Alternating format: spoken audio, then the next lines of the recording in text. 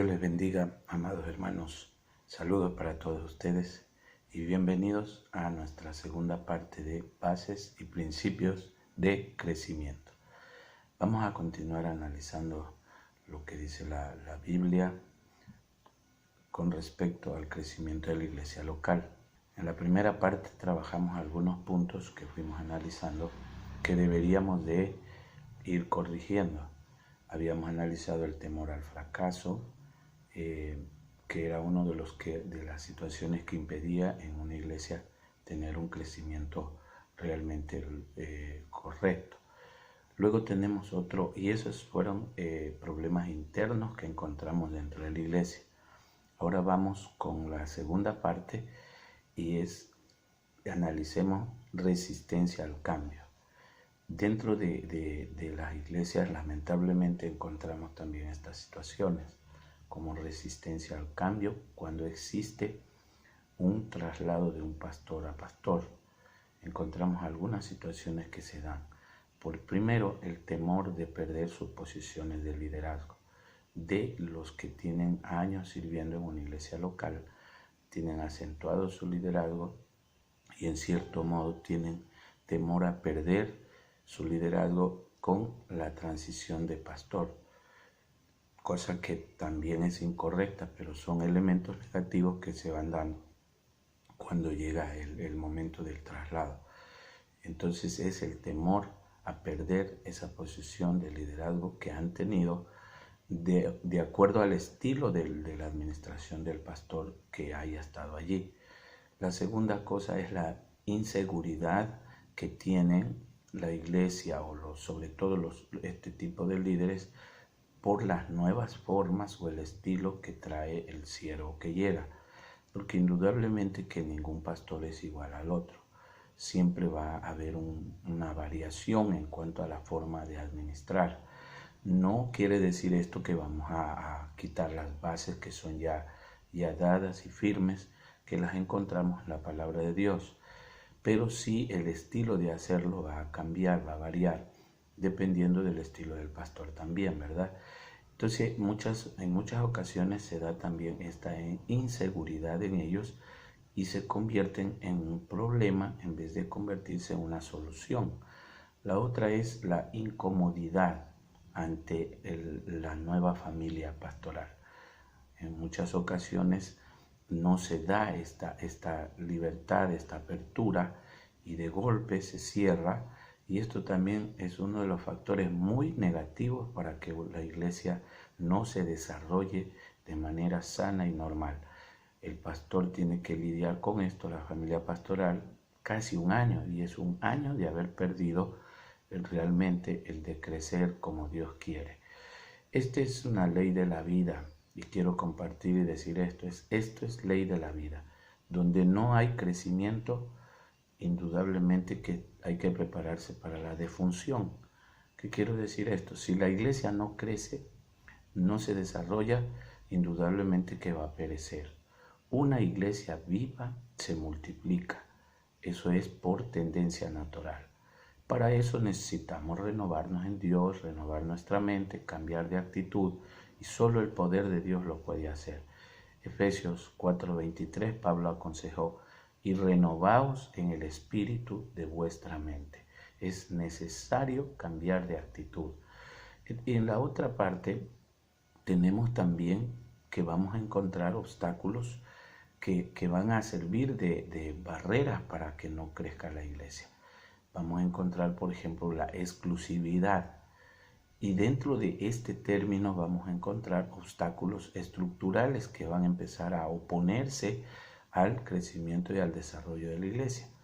Por ejemplo, existen estructuras internas que se van con el tiempo haciendo sólidas, y sobre todo las iglesias que tienen este tipo de barreras invisibles son las que empiezan a crecer, y hay personas que empiezan a sentirse excluidas por el grupo que ya hablábamos acá al inicio. Los nuevos líderes que van surgiendo con frecuencia se sienten excluidos o apartados del desarrollo normal de la iglesia. Y eso ya es un problema grave porque son grupos que se van formando. También lo encontramos en 1 Corintios 1. Usted lee ahí cuando la iglesia de Corintios estaba dividida en grupos. Y eso es algo que realmente es un obstáculo de estructuras internas que no va a dejar crecer a la iglesia. La exclusividad de algunos líderes locales con temores legalistas empedernidos, que son como una fuerza negativa con su personalidad, porque no es obra del Espíritu de Dios. Este tipo de actitud realmente es una actitud negativa, incorrecta, que va a servir de tropiezo para el crecimiento de la iglesia. Y esto hace que líderes con un potencial buenísimo se pierdan, se vayan perdiendo. Eso es algo terrible que hay que cuidar los pastores. Otra cosa que también surge como un problema para que no haya crecimiento es el conformismo. Y yo lo llamo también a esto, entre paréntesis, la nominalidad del cristianismo. ¿Qué quiere decir con esto? Que una vez que la iglesia crece, avanza, se expande, hay mucha cantidad de hermanos, hay una madurez espiritual, una situación económica estable, entonces también aquí viene otro problema. Los cristianos tienden a enfriarse y estas iglesias empiezan a tener una actividad espiritual menor y los cristianos empiezan a ser conformistas. Entonces empiezan a tener una liturgia conformista, sus rituales formalistas, ritual de fe formalista, y se ha convertido un cristiano en la lista nada más. Es un cristiano nominal, es parte, pero de la lista, está ahí con nombre, pero ya no se incluye, ya no adora como debe ser, no colabora en evangelismo, no colabora en actividades internas de la iglesia, simplemente él está ahí y no contribuye en nada. Hace las cosas porque tiene que hacerlas, cumple por cumplir, pero no vive su fe. Esto es como cuando un profesional dice soy abogado, pero no ejerce. Más o menos viene a ser así. Soy cristiano, pero no ejerce. Se transforma en un cristiano nominal.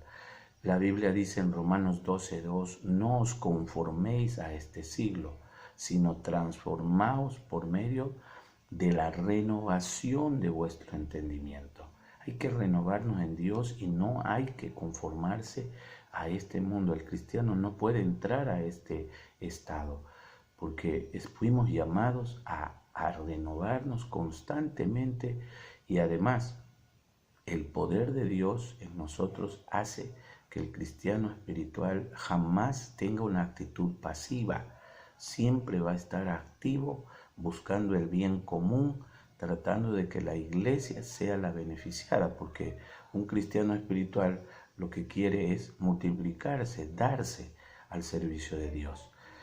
Otro punto tenemos también que analizar cuando no se planifica, el miedo a la planificación.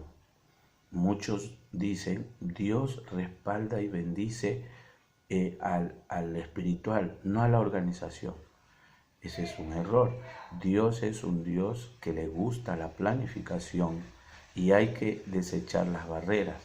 No debemos ir tan lejos para suponer que una organización o planificación sea mala. Hay que tener mucho cuidado. Dios dice, y Dios es enfático en la palabra cuando dice que Dios es de orden y no de desorden. No es correcto seguir sosteniendo conceptos como cuando las cosas se improvisan, salen mejor.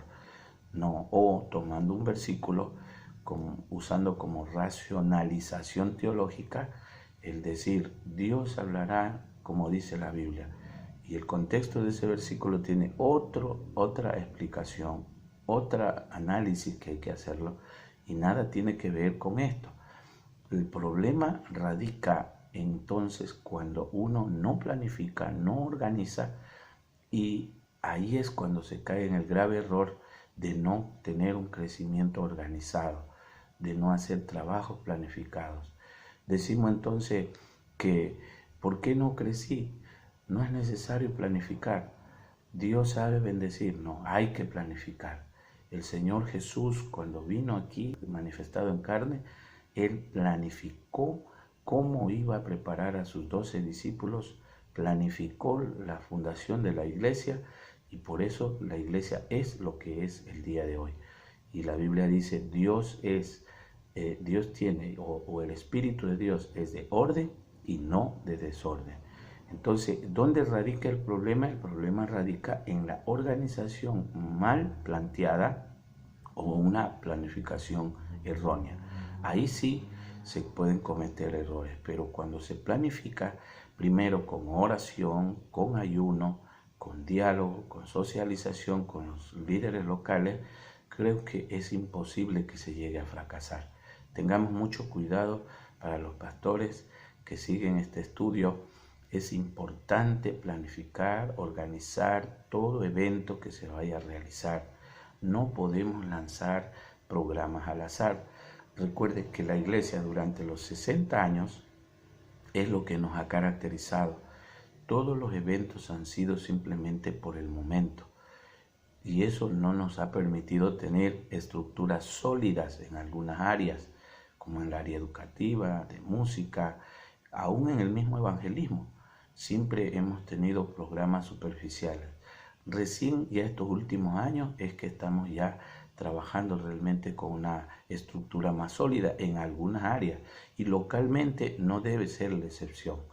En otros casos se ha declarado enfáticamente que el Espíritu Santo se opone a la organización y han dicho la organización es el Espíritu Santo. Y ahí yo les cité cuando dice 1 Corintios 14:33, porque Dios no es Dios de desorden, sino de orden, de paz, como en todas las iglesias de los santos, dijo Pablo. Y el Salmo también 19:7, haciendo alusión a la ley y a las normas, dice, la ley de Jehová es perfecta que convierte el alma. Así que es necesario normarnos, tener reglas para funcionar mejor. No debemos descartar. Recuerden, nosotros tenemos la mente de Cristo y no debemos descartar la acción incomprensible del Señor superando nuestros planes y proyectos. Eso es indudable e indiscutible. Ni debemos hacer oídos sordos y oponernos a las manifestaciones de Dios. Todo eso nos va a llevar a organizar y a planificar, como le decía hace poco, en oración, con la palabra de Dios, en el Espíritu, en diálogo con los demás. Y esto es tener la mente de Cristo. Allí hablamos de eso. Hay otro problema también, la diversificación excesiva. ¿Qué quiero decir con esto? Cuando una iglesia se envuelve, en cambio aquí va a lo contrario, a programas y proyectos excesivos, cuando realiza tantos programas que luego se ve con tantos programas que ninguno lo hace bien. Esto hay que tener mucho cuidado. Hay que planificar lo que es necesario de acuerdo a la necesidad de crecimiento que va surgiendo. Esto está relacionado con el hipercooperativismo, se dice así. Y los síntomas de este mal son demasiadas horas invertidas en reuniones, más se reúne que se hace. Una mayoría de tiempo invertido con otras congregaciones, dejando cerrada la una y la otra, se trabaja en la otra, pero se descuida la otra. Entonces es un desequilibrio que hay que tener cuidado. Muy poca movilización por parte de la congregación local a los programas. Ese es otro problema, que muchas veces de 100 hermanos, 10 apoyan. Entonces en esto sí, los pastores tenemos que trabajar bastante con oración, con ayuno y estudios de la palabra para cambiar la mente y la actitud de los cristianos, usando planes elaborados por parte del pastor junto con el equipo de trabajo para poder derribar estas situaciones negativas. Oremos mucho al Señor. Aquí sucede mucho que en algunas iglesias ya no apoya toda la iglesia a los trabajos locales. y ese es un problema que no ha permitido crecer y desarrollarse a la iglesia como debe de ser. Que Dios nos ayude a poder trabajar en este sentido. En el nombre de Jesús, muchos líderes caen en el error de empezar a prometer, a dar premios físicos a los hermanos para que hagan un trabajo espiritual. Bueno, la motivación es correcta, pero veámoslo desde la Biblia. ¿Es correcto así trabajar con Dios? Me parece que no debemos caer en ese error. La motivación de traer almas, de evangelizar, de visitar, de traer niños, debe de ser lo que proviene del Espíritu Santo. Por eso es Dios el que obra en nosotros. Y al caer en ese rol, la iglesia va perdiendo espiritualidad. Y si viene un líder que no le da el mismo premio, ese líder va a tener un problema gravísimo en la iglesia local. Por eso todos los siervos debemos hablar el mismo idioma. Debemos de trabajar enfocados y sobre todo tomando como base la palabra de Dios. Ella nos dice todo lo que tenemos que hacer bajo la dirección del Espíritu Santo. Tenemos que tener una visión de crecimiento que tenga una estructura adecuada. La visión de crecimiento de Jesús es sorprendente. Mateo 9:35, hay 4 palabras claves que Jesús tiene allí para el crecimiento. Recorrer, enseñar, predicar y sanar.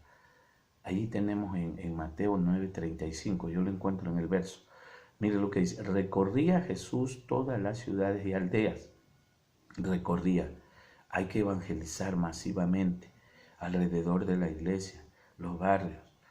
Hay que desarrollar un evangelismo masivo con toda la iglesia, crear ese espacio para que todos participen. En este sentido, yo he hecho esa experiencia de tomar un día y sacar a toda la iglesia a evangelizar. Y lo que se obtiene es que los hermanos se sienten parte, valoran al que va a visitar, valoran el trabajo del líder, valoran el trabajo del pastor. Cuando las personas les cierran la puerta, cuando les rechazan o cuando le abren o cuando ven la necesidad. Solo allí es cuando la iglesia empieza a entender el verdadero valor del evangelismo, de salir a hablar de Jesús. Cuando se sienten rechazados, valoran a un pastor, a un evangelista, a un misionero. Mientras ellos no pasen por esta prueba, ellos siempre van a pensar que el trabajo del pastor es simple, que el trabajo del evangelista es simple. Entonces recorría Jesús, inmiscuyamos a la iglesia. En muchas ocasiones me ha sorprendido el caso de que los hermanos han evangelizado o hemos hecho el evangelismo en masa alrededor de la iglesia y algunos vecinos ni siquiera sabían de la iglesia. ¿Por qué? Porque nos hemos enfocado tanto en programas más externos e internos, lejos de donde deberíamos trabajar primero. Hay que comenzar desde la casa para irnos expandiendo hacia afuera. La otra parte es enseñando. Hay que enseñar. Ese es un trabajo que los siervos debemos desarrollar. Hay que enseñar a la iglesia, hay que inmiscuirla en el análisis de la Biblia para que ellos trabajen de acuerdo a lo que el Señor nos manda, predicando el evangelio del reino de Dios y sanando toda dolencia del pueblo. Podemos aquí encontrar entonces un trabajo completo lo que hacía Jesús. No se limitaba a un solo lugar, a una sola zona. El ministerio de él era itinerante. Él estaba aquí, acá. Esto apuntaba indudablemente a que el número de seguidores iba a crecer. Para eso hay que tener una pasión evangelizadora. Hay que amar lo que somos, hay que amar lo que hacemos, hay que amar lo que tenemos. Los métodos que más han dado resultado, sobre todo en toda la tradición de la iglesia, es el método de evangelismo. Y yo quiero terminar con esto para luego poder ver una tercera parte analizando otros puntos importantes como bases de crecimiento, que tengamos muy en cuenta los siervos de Dios, de trabajar con los líderes locales, para que ellos se conviertan en personas que aporten que ayuden a crecer a los nuevos líderes que van despuntando. Sobre todo también sacar esa idea absurda de que un pastor que llega a reemplazar al otro viene con deseos de dañar o de atacar a la iglesia. Esas situaciones se van metiendo a la cabeza de los cristianos, líderes locales, cuando el pastor no ha hecho un trabajo, yo voy a ser muy claro y sincero, un trabajo de fondo, trabajo de forma, no de fondo, permitiendo entonces este pensamiento circule, y es lo que nos ha llevado a varios conflictos entre pastor y pastor o la iglesia local. Eso hay que cambiar de actitud. Yo aconsejo a los siervos de Dios, llevemos a las personas hacia Jesús.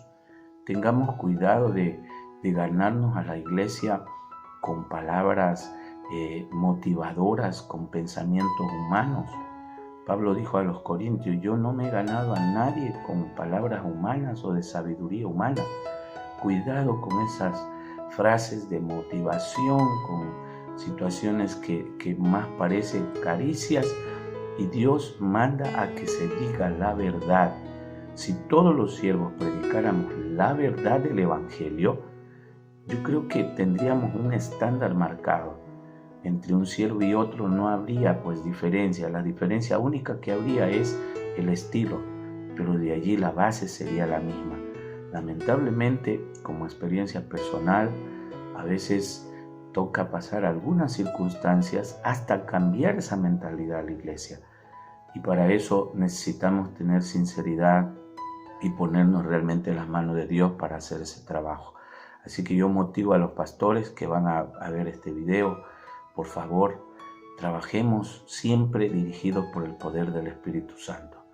No vendamos jamás nuestra figura, no trabajemos a la iglesia estilo empresa humana, con motivaciones personales, con charlas motivacionales, con algunas situaciones que no están en la Biblia. Trabaje, motívele con el poder del Espíritu Santo. Llévela en la iglesia a esas aguas vivas que corren bajo la fuerza del poder de Dios. Y allí es cuando la iglesia se renueva en el Espíritu. En este sentido quiero decir claramente a todos los siervos o a todos los servidores locales: no se opongan al crecimiento. Los cambios no son malos mientras tengan las bases bíblicas. Cada día hay que ir innovando en el Espíritu de Dios, porque el Espíritu Santo es creativo, no es estático. Tengamos mucho cuidado en ese sentido. Así que adelante, siervos del Señor, adelante, servidores, y espero verlos en la tercera parte de este estudio, en donde vamos a ir analizando otros puntos que no permiten crecer a la iglesia.